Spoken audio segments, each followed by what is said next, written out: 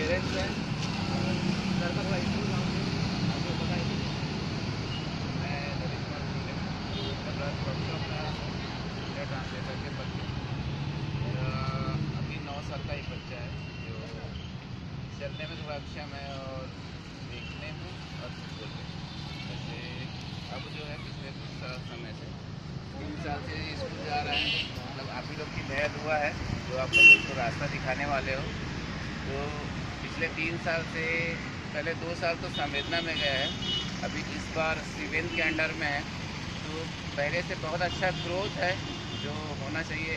हम लोग जो सुविधाएं उसको नहीं दे पाते, जो शिक्षा उसको नहीं दे पाते, इसका बहुत अच्छा उदाहरण आप लोग है। अगर आप लोग नहीं होते तो वो इस कंडीशन में नहीं आ पाता, या खड़ा नहीं हो पाता, या बोल नहीं पाता, या उसको सुनने में जो तकलीफ़ें हैं वो नहीं हो पाता। ऐसे बहुत सारे बच्चे, मैं अपने बच्चे को ज़्यादा जानता हूँ, ऐसे बहुत सारे बच्चे हैं जो बहुत तकलीफ़ों से, कई बच्चे जो है जैसे बहुत ज़्यादा हाइपर होते हैं, बहुत ज़्यादा, तो उनको कंट्रोल करना हर किसी के बस की बात नहीं है। लेकिन वो आप लोगों के पास वो गुण है जिससे आप लोग उसको कैसे मैनेज करते हो वो आप ही लोग जानेंगे।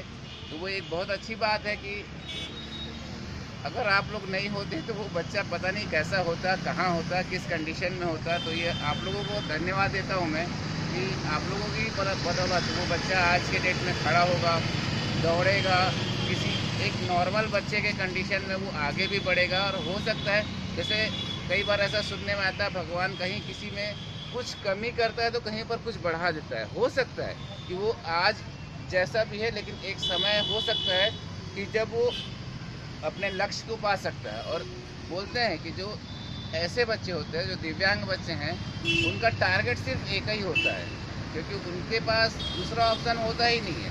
अगर वो जिस क्षेत्र में भी बढ़े, अगर वो कंप्यूटर चला रहा है बच्चा, तो मेरे ख्याल से उससे मास्टर बच्चा कोई नहीं होगा। कंप्यूटर अगर चला रहा है, अगर वो पढ़ाई कर रहा है, तो आज आप खुद भी देख सकते हो जो पढ़ रहा है वो बच्चा बिल्कुल अलग और एक अलग रास्ता बना लेता है। अगर वो किसी स्पोर्ट्स में, अभी हम लोग पैरा ओलंपिक का देख सकते हैं कि जिस बंदे का एक हाथ है और एक हाथ से अपंग है, वो आज गोल्ड मेडल ला सकता है। तो ऐसे बहुत सारे प्रतिभा है इसमें से निकल के आता है।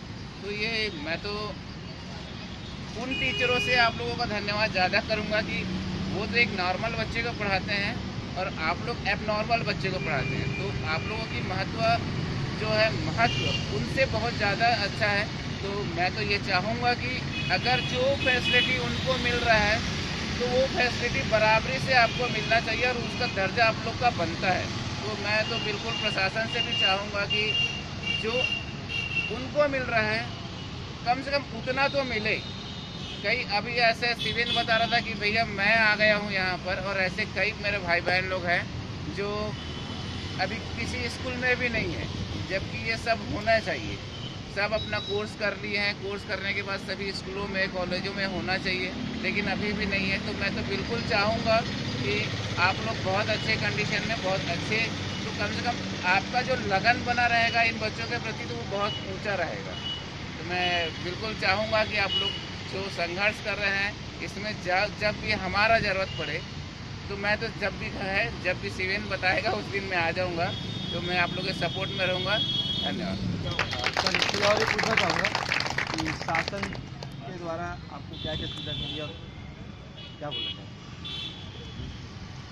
शासन से वैसे ज़्यादा कुछ नहीं है। शासन से क्या है, एक रजिस्ट्रेशन हो जाता है।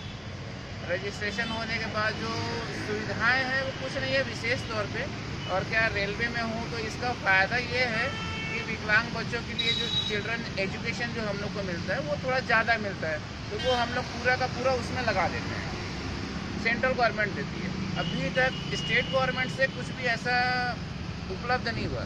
और जैसे मैं एक चीज़ और बोलना चाहूँगा कि कई बार होता है कि जैसे हम लोग व्हील चेयर प्रोवाइड कर देते हैं, एयर वाला जो है मशीन वो प्रोवाइड कर देते हैं, लेकिन कोई ज़रूरी तो नहीं है ना कि वो लंबे समय तक चलेगा। तो कई बार वो ख़राब भी होता है। ख़राब हो जाने के बाद अब उसका रिपेयर का चार्ज, अब पेरेंट ठीक ठाक कंडीशन में है तब तक तो ठीक है, और नहीं है तो जब तक शासन उसको प्रोवाइड नहीं करेगी तब तक वो उसको बेचारा वो वैसे ही पड़ा रहेगा, वो तो सुनने में फिर अक्षम रहेगा।